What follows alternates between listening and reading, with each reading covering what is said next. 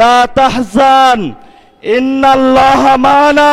হে মালিক, তুমি আমাদের রক্ষাকারী। আরশের মালিক, তোমার মালিকের বিচারে আমরা বিচার রেখে গেলাম। আমরা একমাত্র ভয় পাই কার কাছে?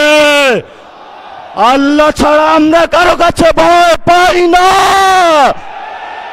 হে মালিক, তুমি আমাদের রক্ষাকারী, তুমি আমাদের রিজিক দাতা। যারা এই বাংলাদেশে জনগণ 17 বছর অপেক্ষা করেছিল, আমাদের অধিকার ছিনিয়ে নিয়েছে, ডাকাতির মাধ্যমে ভাইদেরকে হত্যা করেছে।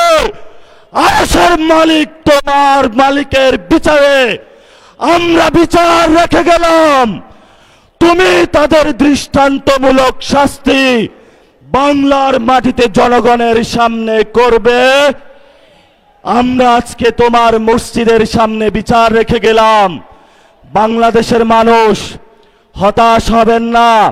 লা তাহজান ইন্নাল্লাহা মানা। আল্লাহ আমাদের সাথে আছেন, শক্তিমান, ভয় নাই, জয় করব আমরা ইনশাআল্লাহ। দ্বিগুণ হয়ে পার্লামেন্টে যাব। সবাইকে আসসালাম, সবাই দোয়া রাখবেন। আসসালামু আলাইকুম ওয়া রাহমাতুল্লাহি ওয়া বারাকাতুহু।